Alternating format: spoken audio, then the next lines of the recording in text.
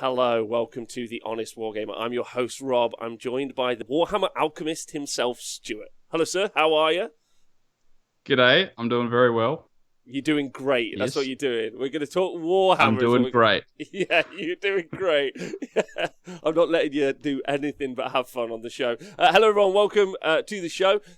Thank you to everyone for joining us live, like Prop Joe, T-Man Cash, Pedro Fantastico, Yes Meatballs, and Diadrin. It's lovely to have you here. Stuart today is going to be my player interview of the week, which I'm very excited about because he's kind of my Warhammer hero at the moment. He's a bit of a legend. He keeps taking people to task online. We saw you play online 2 weeks ago with your Ogre Moor tribes, and some people were saying it was some of the best Warhammer they've ever seen. The comments were electric on the YouTube videos. I think they were your fake accounts, but more on that later. Some Morton Winkle anti-fans, eh?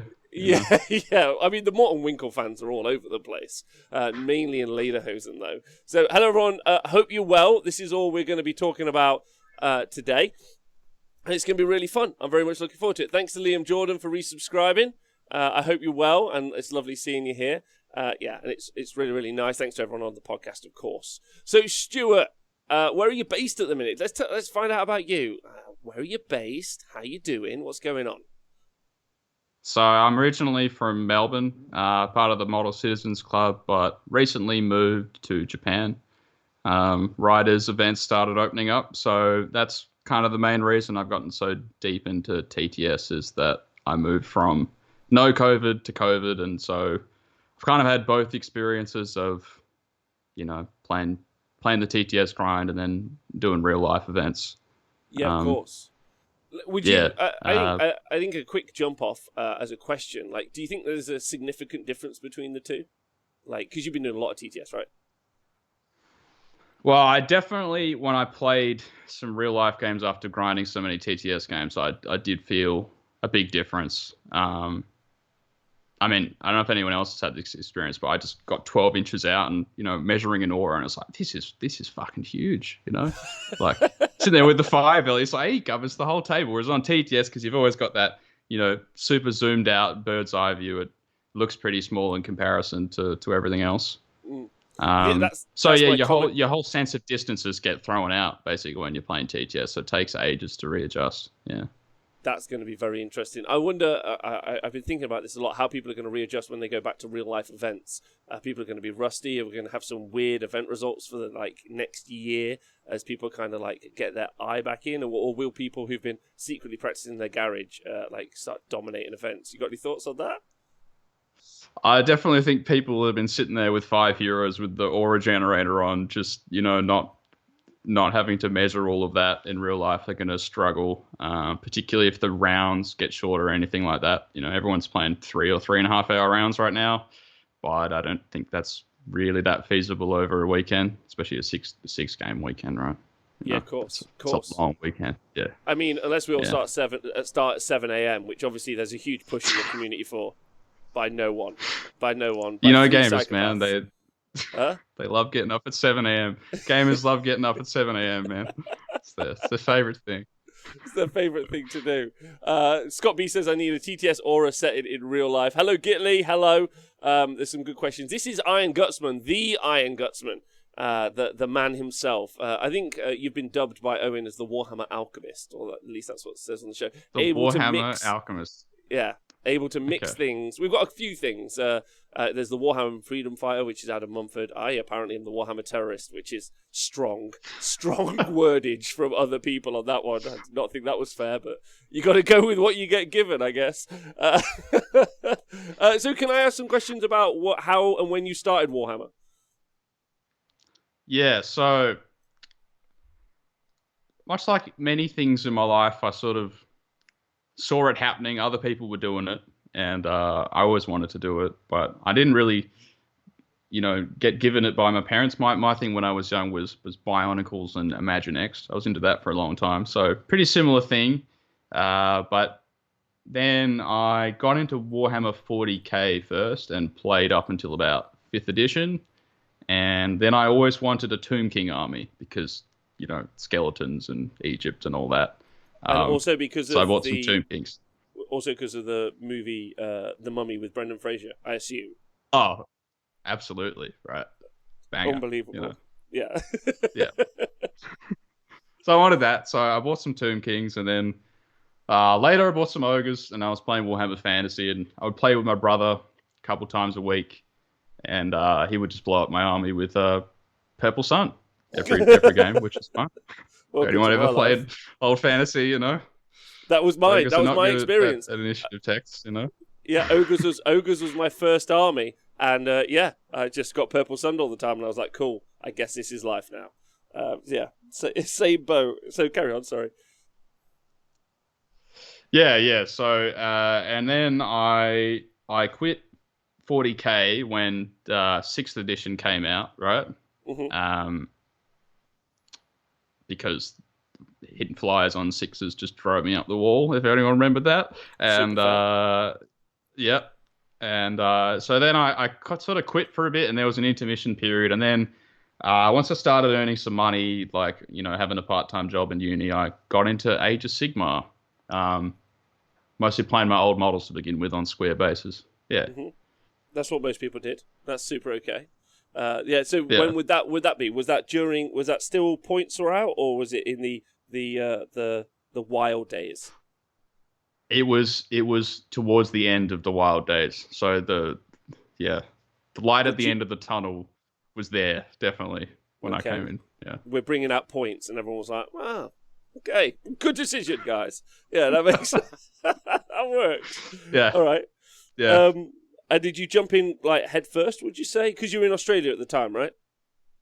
Yeah, I sort of played with my brother again, and I mean, back in the day, it's kind of gone now, but I mean, most people, especially in casual games, just played Grand Alliance stuff. Like you just get your hodgepodge of models from fantasy and just try and make something work. Yeah. And you know, there were lots of janky builds going around, but that's basically what I did. And I was playing with, like, you know, a bit of plague drones and some beastmen and that. That was my main army, which was awful, but you play with what you got, you know. You play with what you... Yeah. And then, and then when it came AOS 2, I sort of started getting more into the scene, and I picked up Legions in the Gash, and then just, you know, toddled along a little bit, then went to Japan, so took a break for a while, and then came back, and then I sold my Ogre's army, which was a terrible idea, because then the Battle Tome came out like 4 months later, and then I bought basically the same one again. So okay, don't do that. I think some people have been through that journey. That works. I mean, it's quite a relatively cheap army to collect with the start collecting boxes, right? Absolutely. Yeah, absolutely. Yeah. I mean, that's a huge advantage there. So, would you say like your favorite army of all armies is Ogres? Yes, I would. Yeah. Is it, or is there something else that looks like there's something else that might have you? I like playing both, you know, like, and we talk about the Sin guy and the Bin guy a lot, but I like a mix of both, you know.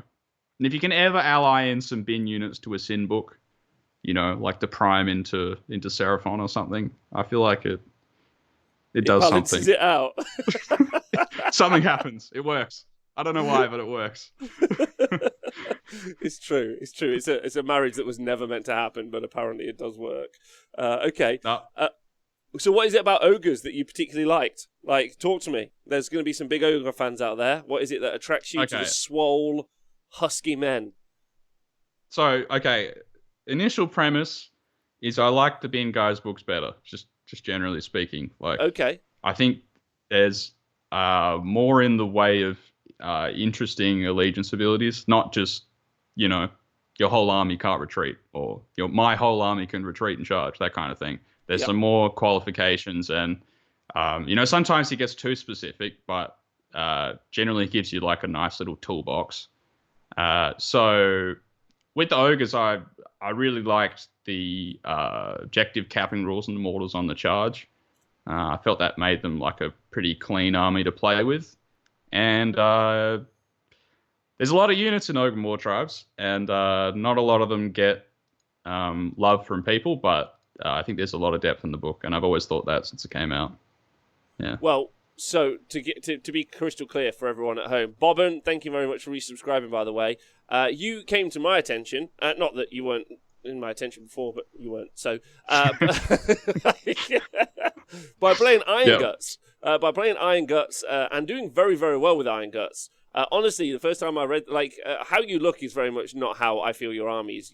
I feel like you play like a 50-year-old grizzled old sea captain is how I picture your playstyle, which isn't obviously how you look. You look like a young hip fella from the cool side of the streets. You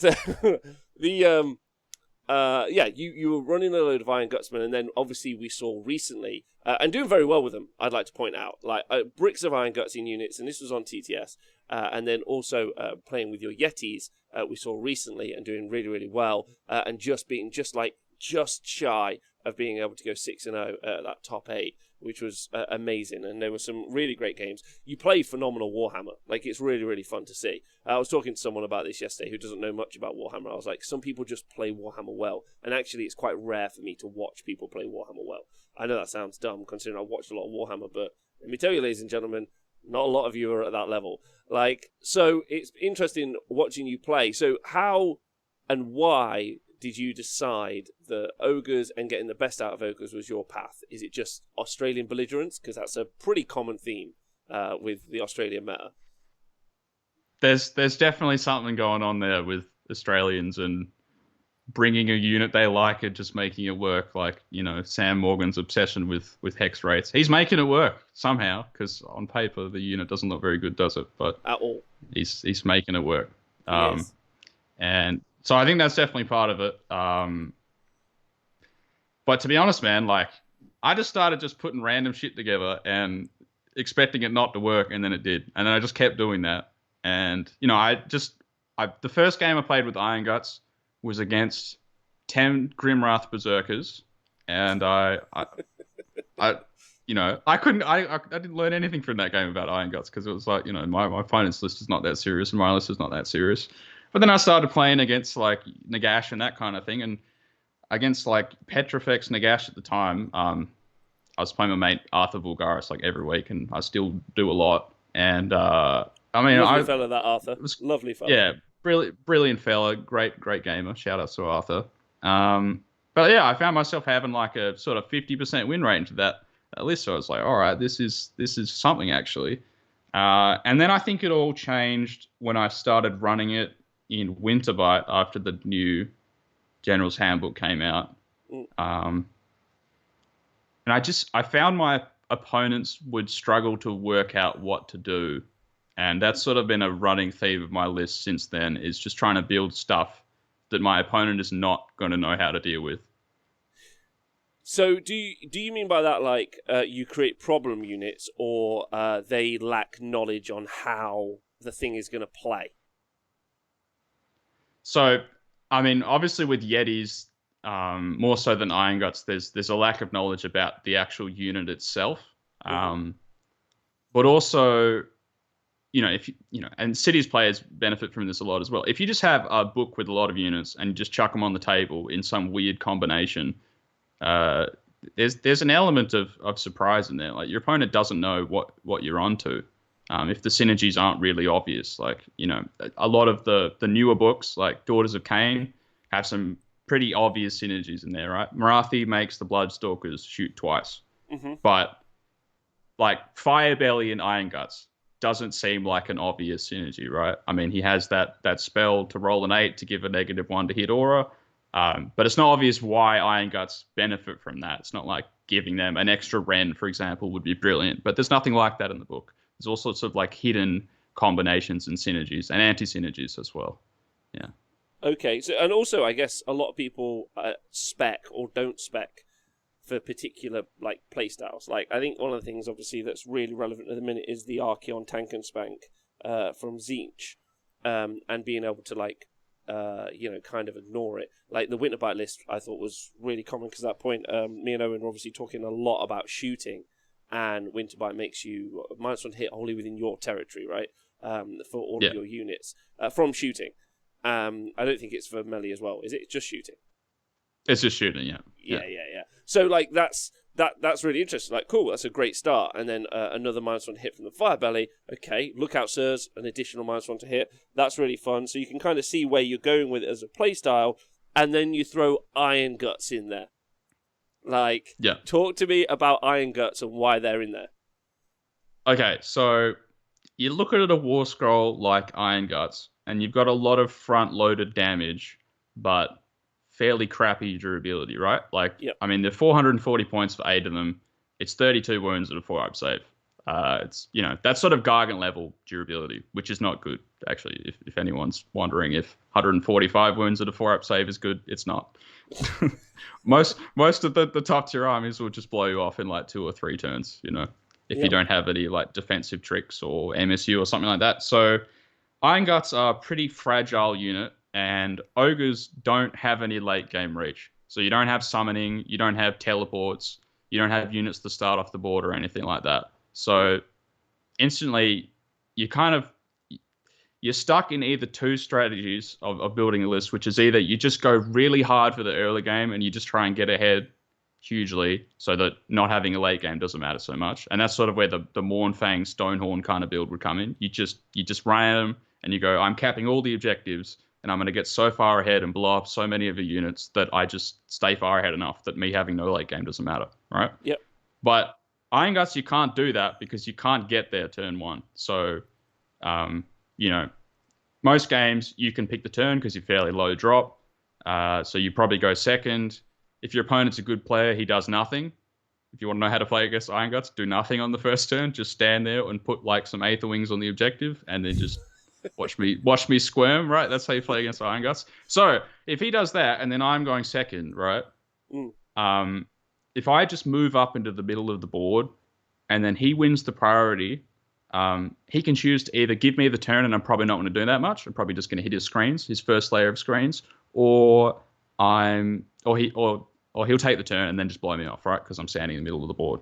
Right. So what the Winterbite build, and this applies for the Yetis as well, allows me to do is basically play to flip the turn because of the scenario, because of the territory -1 to hit. So if I've got all my units sitting in my territory and then maybe I get the Firebelly spell off, I can actually give away the double turn.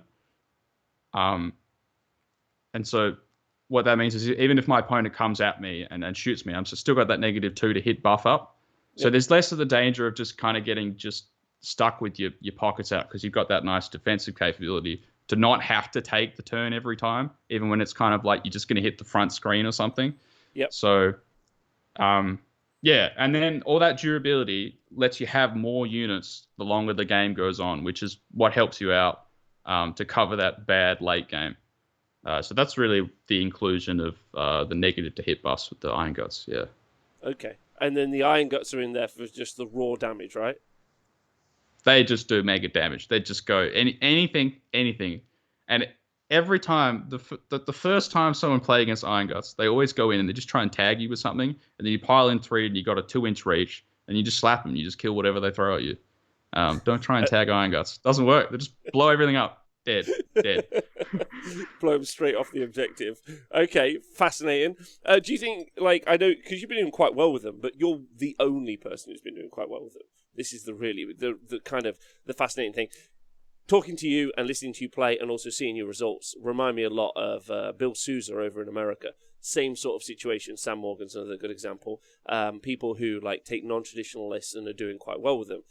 It's meant as a compliment to all of those players. And there are other players who've done similar as time goes through, or as time has gone on over the past 5 years. 6 years I've been doing coverage of Age of Sigmar. What's interesting is that you pivoted from going from Iron Guts into Yhetees, and that still seemed very viable and worked for you. Same way Bill pivoted from Flesh Eater Corpse before the Flesh Eater Corpse book came out and was doing really well with them. He also then pivoted into Legion of Chaos Ascendant, was also doing really well with that, and a bunch of other lists as well. And there are loads of great players, and anyone listening, sure, you're the great player too. That's important to talk about. And then, call me Fally. I could talk about that all day, but I won't. So my question to you is what is it that made you pivot over to to Yhetees, and why is it that you keep pushing these units which other people don't push? Like, what is it about them? So, I mean, the transition from Iron Guts to Yetis, I mean, someone said it in the chat here.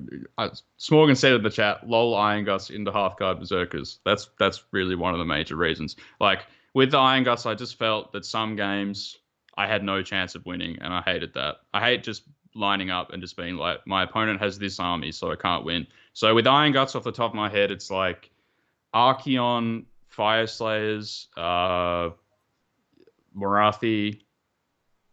Those are the main ones you just can't win. Or shouldn't win. Like Morathi, yeah. But with Because your Morathi, opponent right, can play, your opponent can play badly, right? Yeah. With Morathi, it's pretty self-explanatory what you're doing, right? Yeah, no, I agree. But I've seen people do some really dumb shit in my life. So, like, I always... Look, yeah. Carry on. It happens.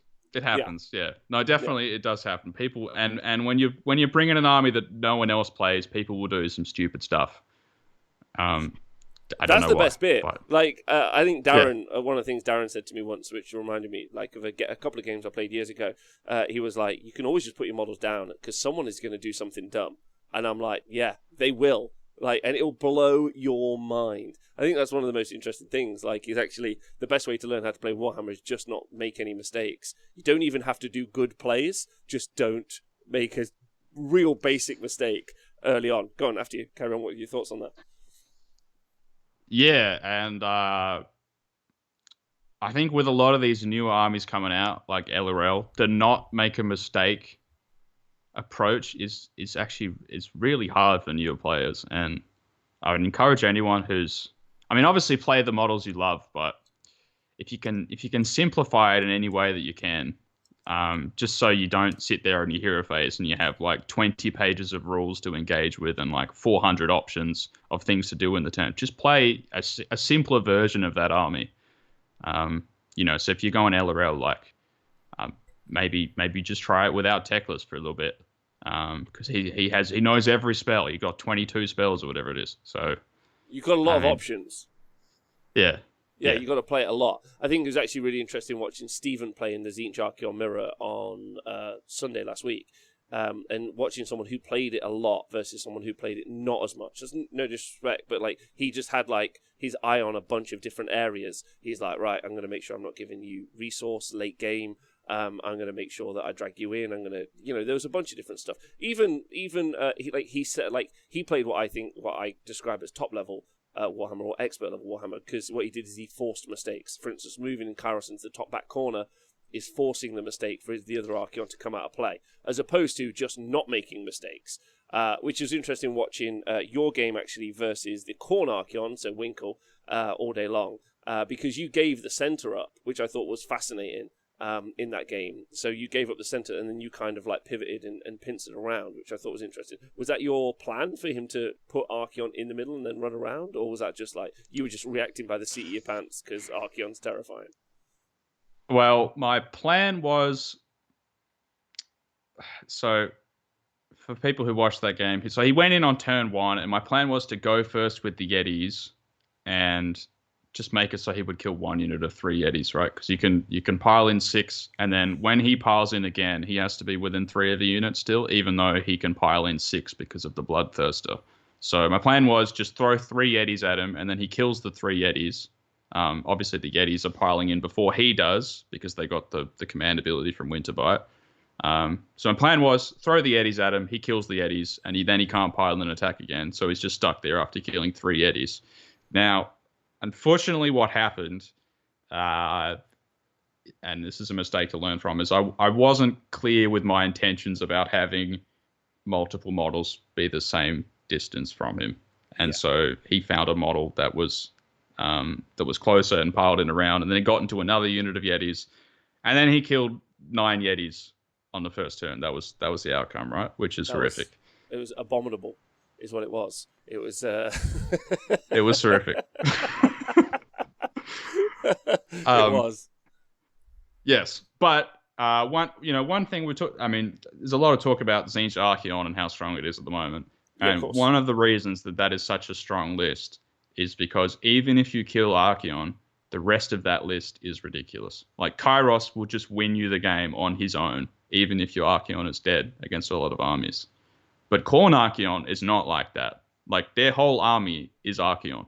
They don't have anything else that does anything, really. Yeah. And the summoning is super limited because then once you spend the Blood Tithe, you got none left. And obviously it relies on your opponent sending units into you to kill, right? It's not like you casting spells. Yeah. And also the summoning is so much more limited. I mean, putting 10 blue horrors down versus like 10 jerk like bloodletters or 5 bloodletters, like who cares? Like ultimately, but like 10 blue horrors is like great. So would that measuring mistake happen in real life? Asked T-Man Cash as kind of a side note. I find that stuff happens more in TTS. I don't think that's the case. I think after you, isn't it more about intent and expressing what your intent was meant to be? Yeah, I think that would happen in real life as well. Like, I mean, in a casual game, you'd probably be like, oh, mate, I was intending there to be, them to be equidistant, but I mean, one philosophy I have, which I think, Smorgan's in the chat, he said it the other day as well. It's like, if you make a mistake in Age of Sigmar, don't ask for your opponent to fix it for you. Just make the mistake and never do it ever again. And that's how you learn. You can't go like, oh, I'm sorry, I meant him to be here and him to be here. Just make the mistake and don't do it again. And you'll never do it again if it's a really bad mistake. So, yeah. So, I mean, I made the mistake and I accepted it, and you just got to move on and try and win the game anyway. That's Warhammer. You just got to get the reps in. And you did. You did win the game, which I thought was interesting. So tell me about the Yhetees. How do you feel about Yhetees in the book? 6-inch pile-in. It's pretty important. Always strikes first as a command ability. Talk to me about the Yhetees. Do you think they're brilliant, or it's just a gimmick? I think they're brilliant. Yeah. I think something that people don't think about a lot is the expected value of a unit, whether or not you lose the priority. And so what I mean by that is, if I charge 3 Yetis in and lose the priority, what's their value? And if I charge 3 Yetis in and win the priority, what's their value? Okay. So obviously, major value is I charge 3 Yetis in, my opponent wins the priority, they take the turn, and then they're stuck in combat with 3 Yetis. That's like value number 1. But then also, if they win the priority and give me the turn, or I win the priority and take the turn, the Yetis can still retreat out and then pile into another unit. So that flexibility means that, okay, it's only like 5 damage to a 4-up save and just 12 wounds at a 6-up save, right? But of course. They're so flexible with where they can be, and they can always do their damage where they need to do it, and they can always tag stuff that they need to tag because of that. Basically being able to retreat and charge, and then pile in and attack first, either from just being outside of 6 or also the command ability. So there's just so much flexibility in the unit, which I think in a game like Age of Sigmar, where the turn order is not decided, is just so valuable. And people definitely underestimate that. Yeah. I'd agree with loads of that. I got a question about the priority roll. How do you feel about, because obviously, like you said, you used to play 40k and Warhammer Fantasy Battle. The priority roll for you, keep, get rid. There's always that conversation. How do you feel about the priority roll in Age of Sigmar? I love it, but there is one change I would like to make, which is that the player that won the priority should lose ties, not the player who went first. Because if you take the double, in my mind, you shouldn't then be advantaged to win the next priority, right? Yes, that makes sense. That does. It does. So you like the priority roll, but you think that there could be some things to change the power level of what the priority roll is. It's just a small tweak. I would like it if someone gets the double turn, then the chance of the other person getting a double turn should be higher because they took a double turn, right? It shouldn't be like you take a double turn and then you're more likely to keep the turn order the same, right, after that. That just doesn't seem right to me. It's a great point. It's a really, really good point.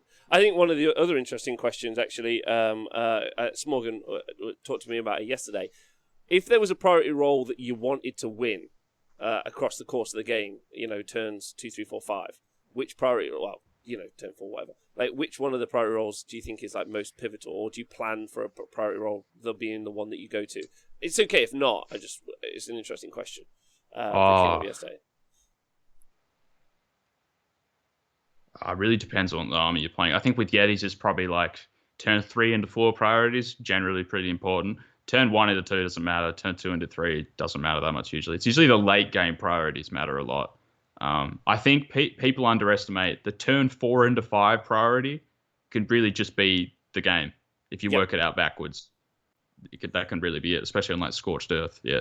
Yeah, no, I agree. I think 4 to 5 is important. I weirdly sometimes think 2 to 3 is fairly important as well, because if there was someone turn 1 who's set up to play into a double 1 to 2, because some people do that, right? They're looking for that like upward momentum, and then like if it hasn't gone their way, then like 2 to 3 is like them just being like another chance, and then it doesn't go their way. So yeah.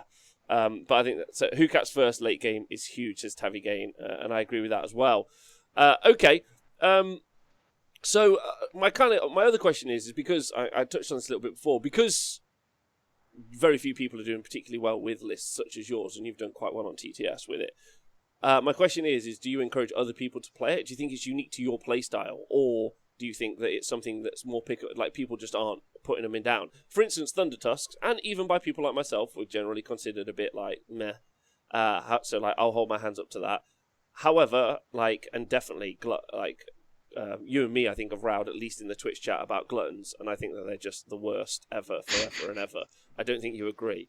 But do you think that there's loads of legs in like the Yetis, the Iron Guts, and the Thunder Tusks side of it? Or do you think that it's really kind of like... Do you think you could genuinely compete with those top books? Or do you think it's just you playing your heart out every time? Where do you genuinely see them?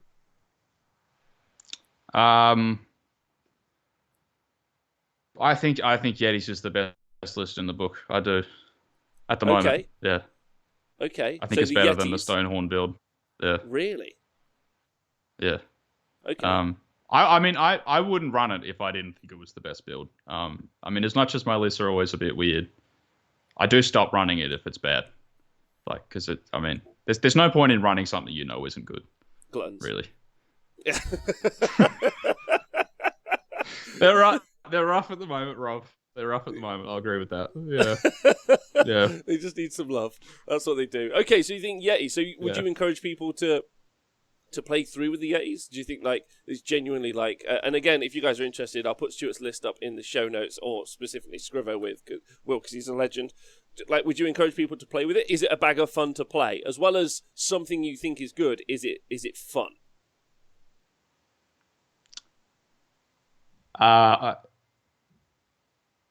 Okay, so one thing with Yetis, unlike the other Ogre Moor tribes lists, is you will never stomp anybody. That's that matters.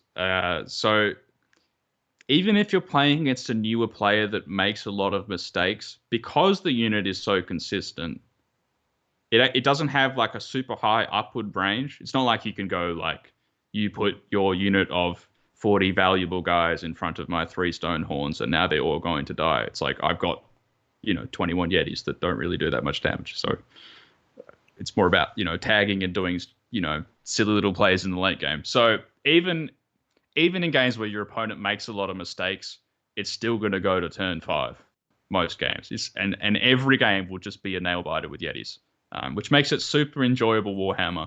But if you just want to line up and have a few beers and nuts and that and just talk shit with your opponent and not focus on the game, it's probably not that great of a list. And it's definitely a bit stressful, which is why I was playing Tzeentch on the weekend instead of Yetis, because I just needed a week of just to de-stressing. face roll into your keyboard. Is that how you did it? You just rolled your face across it. You're like, oh man. Tell me about playing ogres consistently and moving into playing Tzeentch. How did you feel about that? How did it feel like as a player, difference wise? So Tzeentch feels very early game focused. Tzeentch Archeon especially is very early game focused, and definitely the Flamers too are very early game focused because everything's pretty fragile. So you kind of can't wait around. You kind of have to just go. And so, yeah, it's definitely a different play style from the Yetis, where I'm playing more of a slow game. It's definitely got that potential to alpha, but more often than not, I'm playing like a castle strategy, where I'm just sitting there with a bunch of Yetis around my Thunder Tusk and Stonehorn. And then when my opponent does something stupid, I just send the Stonehorn in and just whack him, because that thing will kill anything. Just kill anything. It's great. The Stonehorn is so powerful. We saw it in your first game, actually. He tanked most of a Bone Splitter army on his own and won over the course of that game, which was pretty funny. Yeah. So, like, do you think that, like you said, playing with the Yetis, moving on to Tzeentch, do you think that there's something to be said for playing armies that are more low stress to have fun with? Or, like, you know, like, is that what you aim for as a player? Well, I think with Tzeentch, I mean, probably because of the Destiny dice mechanic, there's not a lot of room when you're in a bad matchup. Like, you kind of don't actually have any way out if you're playing Archeon against Change Host, because you don't have anything that's random. It's like he goes 26 inches. That's what he does. He always goes 26 inches, or whatever your highest 2 Destiny dice are. But he doesn't, like, magically do a million mortal wounds or have a teleport that goes off on some stupid cast value that you might get off. Like, you don't have any, like, surprise factors with Tzeentch. It's like, this is what I do. Do you have an answer or no? And if you don't have an answer, I'm going to win, like, no matter what you roll, because I have, like, all these cheating dice, and I have, free unbinds, or I have, you can't retreat or something. All these mechanics that just stop you from being able to play with your army. But if you do have an answer, I don't have any magic tricks. It's just all out there. If you read the Allegiance and the War Scrolls. So, I think, there's a discussion about whether the Tzeentch Archeon is a negative play experience or not. And just depends what you want out of Warhammer. If you want a 5-game burner that comes down to the last priority roll with Yetis, that's a thing. And then if you want another one, which is more like, there's a couple matchups where it's close, but other than that, it's going to be just a complete blowout, then that's probably Tzeentch, to be honest. And I also think the Morathi bow build as well, I think is probably that's pretty fun. So talk to me about the wider meta, because that's what we're kind of moving on to now. Like, how do you feel about the game wholesale? Like, and where do you pitch it? Like, what do you think? Like, what do you think's up there as the major threats? And how do you feel about generally the meta as a whole? So, the major threats, you'd go with definitely Tzeentch and Seraphon, and I think Docker in there as well. And I think KO is kind of in there. They're sort of a weird one, because it's just down to the priority roll, isn't it? If you're playing that Warp Lightning Vortex list, you go second and just come on, double turn. Here we go. And if you get it, you just beat everybody. It's great. But if you don't, brilliant design. Yeah, I wonder about how you feel about Idoneth Deepkin. We kind of discussed this actually on the show yesterday with Sam. Obviously, since Morathi, they've had an update, and turtles are more viable. Sharks obviously more viable. Eidolon's even more viable. But we've seen them do okay with most of those builds. Not dominating, doing well, but not dominating the top tables. But being in the top tables. I wonder if their upgrades and the internal parity is much broader, which is great. But really, you just still got to take those 27 offensive heals. I don't know if you've got any thoughts on that. I think so. I did watch the broadcast yesterday. I think what Sam was saying was spot on, which is the defensive eels and the turtle are really great against armies that don't have any mortal wounds. Right, they're absolutely brilliant. But all the top armies just fart out mortal wounds like it's nothing. Just Demon Rift just comes on, just kills all your defensive eels in one hit. So they don't do anything against Tzeentch and Seraphon, really. You'd rather just have the offensive eels, because they're not even that different in points. It's 30 points. So yeah. And they do a lot. They do a lot more damage. And like you said, there's no defense. Also, that Demon Rift. Woohoo! That's a thing. That's but I think with IDK, I think the other thing is that they don't handle negative to hit buffs very well. They kind of don't have a way around that. So if I'm playing like Glutus Archeon, where just my whole army is -2 to hit, I mean, even on the turn 3, they're still not going to kill that much if they're They're hitting not. on 5s with all their stuff. Yeah, So And again, a lot of the major armies have got very competent ways of producing some minuses to hit out there. Like be it Zinch because of the aura, be it Croak because he's got Seraphon because they've got Geminids, bound Endless Spells, the best thing in the game. Yeah. So interestingly, aside from bound Geminids, Seraphon don't actually have that many debuffs, which is an interesting thing about the army, but that's not really the way they play. They kind of play like killing your stuff and capping objectives. They're not really like debuffing you and controlling you. It's not a very controlling army. It's like, do some mortal wounds here, pick off these units, and then just plant my 3 units of 10 skinks around.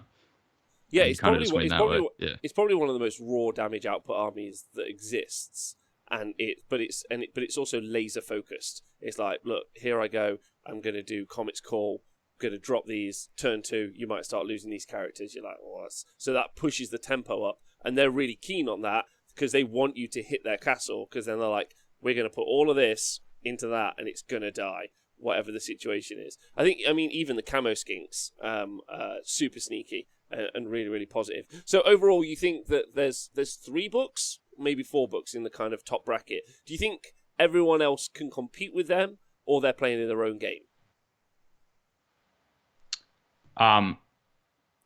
I think if you try and play the same game as the S tier armies, you won't beat them. So what I mean is, like, if you're a magic army that's not as magic dominant as they are, then it's not going to happen. Because you're just trying to do the same thing, but they have, like, I mean, it's, for example, if you're playing Cities of Sigmar into, Lumineth Realm Lords are probably getting to that S tier after the new book, but trying to get Bridge off when Teclis has an auto unbind every phase is not going to work, isn't it? Even if it's on +7 of whatever they get in Halo Hearts, it's not happening. So yeah, I actually think there's a really interesting conversation about LRL where the more I see them play, the more I'm just think lose Teclis. I think if you think of them as a fragile output army and don't try and stack the defensive buffs for 660 plus the portal, and you think of them as an output army who you buff and then you send off and you control the board space and then get those charges in, I think it upticks the army like an entire game, in my opinion. Because I think you're so tailored in to playing defensively that I'd like to see some people play very, very aggro LRL lists without tech lists. And I think, with Twin Stones just doing the heavy lifting for the casting magic and not really trying to stop the magic because, they can't even guarantee playing to Croak particularly well. Croak, we saw that Croak shuts down Teclis quite nicely because he's like, I'm going to stop you at the back of the board, so you've got to start choosing some high casting values. So I think that's kind of thing. So you think there's a significant gap, even with you playing with the ogres? You think there's a significant gap between the kind of middle and the top? I think there's just an element where you got to give up on trying to do what your book is supposed to do, because I mean, if it's power creep and you're in Feck era, right? You gotta come up with a different strategy, because all the books that come after you are going to do the same thing but better, right? If it's just power creeping like that, so you got to look for other things in your book, like we've seen with Feck with the Smash Bat, right? That's like a little thing that someone, I think Hippie Chef found, and just some random jank that no one knew about for some reason for 2 years. I think it's because people are looking for new solutions. Yeah, the obvious jank is just so obvious when you do play with it. You're like, okay, let's that. It really stands out. I think is interesting. Just to cycle back to the Ogre book then, and talking about it in relation to the rest of the meta. How do you think the Ogre Moor tribes, what units inside the book? Obviously, Yhetees, you think great. Thunder Tusks, I'm assuming you think are great as well? Yeah? Yeah, good. Yeah. So what's in there that you don't think's great and needs to go down some points or change around? Or, what would you like to see, what would you like to see the army have more of? Or what would you like to see it be able to get?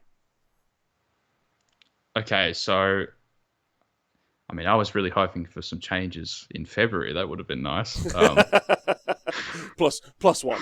Because I'm pretty sure Man-Eaters, we don't need data for that. I'm pretty sure 180 points for 3 of them that are not battle iron and don't benefit from any buffs really, I think you would know that that's not very good. But little did we know Slangor were coming out. Little did we know that that man-eaters could battle Slangor in a battle to the death. Oh, mate. They're better than Slangor. Definitely. You know? Fucking hell. Poor bastards. I know, so rough. Yeah, so man-eaters, you'd like to see them change. I brought this up before because you kind of have gluttons, you have iron guts, man-eaters, you're just another ogre with a weapon. Like, what is it you'd like to see? Like, you'd like to see them get some sort of like janky, cool special rules, do something. They have to be significantly different to the other two, right? Yeah, I saw Hayward talk about this, and he was basically saying like they need to work out a role for them really, because if they're just ogres with run and charge, just run Mornfang. Like that's basically what that is, right? Just like a bit of extra movement. So maybe they need to have like, if they're going to get a new war scroll, which they won't, but you know, if they did get a new war scroll, like maybe some stay off the board and then creep in. You know, give them like a teleport, or like a deep strike, or something like that. Just give them something that makes them distinct from other ogre units. So probably good shooting, teleport mobility, not just like movement mobility, because Morfang have already got that. And then I think also the rend that they've currently got is a bit unique because there's not really anything else that's got the Troggoth profile of 3s, neg 1, 2 damage. Everything's either neg 1, 3 or no rend, 2 damage. Yeah. Perfect. Yeah, so, which is awful, obviously. Weird. Yeah. And then what about the gluttons themselves? Do you feel they need to change? This needs some points going down. You look at it and you go 3 gluttons for 120 for what they do. It's really not that bad, is it? And then once you get 12 for 400, it's not that bad if you just look at it on paper. But they're just the worst unit in the meta at the moment. It's just no rend, big blob unit. It's just not good. They're not good at all, and they also don't really relate to other units in that category. Like when you're in that 100-point category, you can point at stuff that's significantly better for less points, and stuff that's significantly obviously worse as well. But then, and then they're also, it's very hard to apply any buffs to them. Like it doesn't allow anything inside of itself to really lift them up. Which is what some of those other scarier units, when you stack them, when you take a 40 block or a 30 block, and you can stack some abilities on them, they really stack up, which I think is interesting.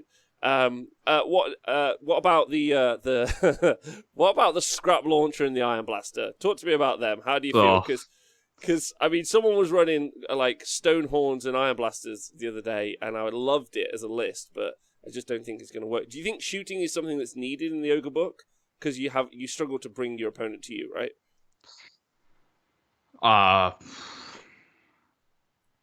I mean, it would be nice if they were shooting. I mean, we've all done the iron blasters, haven't we? We've all done it. We've all lined them up and going, oh man, look at my 4 iron blasters. And then you go in the little denial phase where you're just like, nah, it's just really a chariot with a cannon on it that does something sometimes. And then you just sort of slowly get into like, oh no, but they're shit. But if I get the Blubbergrunch spell off that makes them do mortals on a 4, there can be like stone horns. And then you just cut off the first half of that sentence and like they can be like stone horns. Let's just run stone horns, What's the point? If I get the spell off, they can be like stone horns. Just run stone horns. Just do stone horns. Yeah, so they need I think a rework a little bit as well. Awful. Yeah. They're awful. They are really Scrap awful. Launcher. The scrap launcher is a little bit more redeemable because at least you don't have to spend, the undergut sub-allegiance and then taking a tyrant with the trophy rack and then taking a battalion so you can actually take the trophy rack. I don't know how many points that is, but it's a lot. At least with the scrap launcher, you can go, I'm going to take 20 Noblars and a scrap launcher in the junk mob battalion. And that's like 320 points, get a command point and an artifact. And the scrap launcher probably does basically nothing, but sometimes we'll just kill like a screen maybe at a key point in the game maybe. That's about it, but it doesn't require much to make work at least a decent level, so it's probably better than the Iron Blaster, but they both probably need to be like 80 or 90 points. Agreed. I mean a lot less, right? A lot less. They're and there are a lot of there are a lot of units in that book that need to be like not a little bit less. Like they need to get the Thundertusk treatment, right? Which was everything went down like 30, 40, or 50 points with the Thundertusk, right? Yeah. So like the Gorger needs to come down to 60. I don't know why that thing is 80. Like it's one ogre, it's 80 points basically. It's got 5 wounds with a 6-up save. Like, or give it the good deep strike, so I don't have to bring it on in the first turn. Which is what it has to come on in the first turn. So what's the point? Yeah, I agree. It's just standing there, just living its best life. I'd also like to see the ability to build like an absolutely kick-ass tyrant that takes names, or like you give him names and he becomes really scary. That'd be really fun. Yeah. So if you've got any kind, so going forward, like just looking to the future. Because we're coming to time now. What are you looking at the moment? Are you still going to play some more Yetis? Are you going to get some real life Yetis? Is this a thing? I've got it. Yeah, I got it the other day. So I'm not using Yetis because they're awful, but I'm using Skin Wolves, so that's what we're doing. Good. They look great. Yeah. So I've got 21 of them. So I've got the rest of the army's already painted. So yeah, it's gonna be happening. The Yetis are happening. Amazing. What if it would be going fun forward? To see... Yeah. Carry on. Yeah. Going forward, just I'll keep playing the Yetis. Yeah. I mean, there are still a bunch of little tweaks I'm gonna make. I'm gonna put the Underworlds guy in there, the Throthgorn Man-Trappers guy in there, which sounds ridiculous, but again, it's just another thing where your opponent goes, "What the fuck does that do?" And you're like, "It does this," and they're like, "Oh my god, there's a trap on the board. I have to play around that now." And they're like, "Oh, they're just shitting themselves about this stupid D6 mortar wounds thing that also hits me." I don't know why they did that, but it's just rules bloat and MSU. That's what you want with Yetis. You just want your opponent to be, "What the fuck does that army do?" And then like when I give them the turn or something, you want them to go, "Why did he give me the turn? Does he know something I don't?" And you want to just get into their head. And then they make a mistake, and then Big Daddy Stonehorn comes in. That's the game plan, right? So, okay. Yeah. All right. That's a good game plan. It reminds me of like how Darren plays. Also, Nick in the chat. So Nikos, he ran a load of Yetis actually last Sheffield Slaughter, but he used Dungers from Ramshackle Games, which are like large beastie boys. I think is the only way to describe it. Yeah, Dungers. But he loved it. He loved it, and he said that they were really fun. All right, Stuart, it's been lovely having you on the show. Thank you so much. Have you got any shout-outs you want to make today? Anyone you want to like holler at and be like, "Yeah, these are my boys," or who you want to shout out? I'll shout out the TTS crew. So obviously, thanks to Owen and Pask at Missouri for always organising the tournaments. It's been absolutely brilliant, and Owen and I were talking about it the other day. It's been good to get something positive out of the shitty situation we find ourselves in, and being able to play Warhammer with people all around the world at weird times in the morning when I can't go out because of the pandemic is brilliant. So thank you to the TOs and then everyone who plays with me. I mean, there was a period where I didn't have a job and I played basically every day. So just a handful of names. I've definitely missed some, but Pask, Tubbs, Luke Willoughby, Arthur, obviously. Arthur got me into TTS, so that's something. That's a big shout out. Okay. Yeah. Boys. Yeah. You've done great. You've done great. Gitley's come up with it. The Yeti mind trick is a great name. Stuart, it's been lovely having you on the show. I'm going to include, or we will include, the show notes in the show notes, the links for both of Stuart's Iron Guts list and also the Yeti list as well. If you guys want to go and check them out and reach him, we can also reach you online, right? How do if someone wants to talk to you about ogres or just get really weird into Yetis, how do we reach you?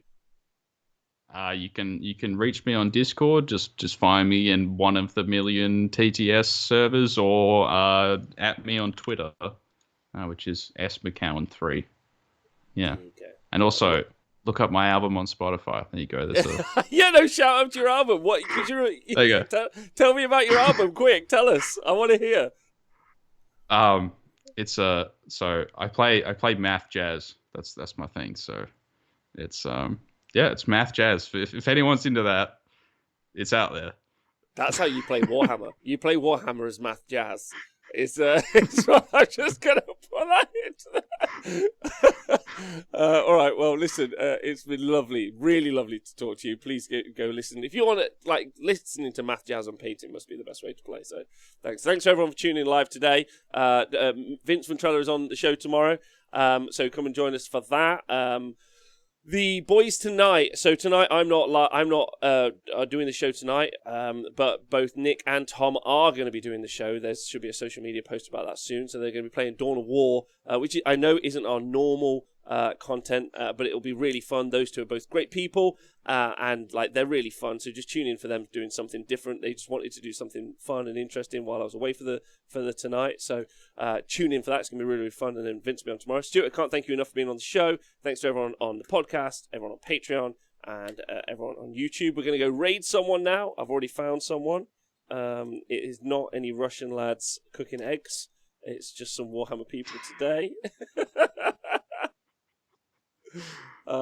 Brilliant. Yeah, but it's gonna be really fun. Thanks, Stuart. We'll talk to you soon. Have a nice day.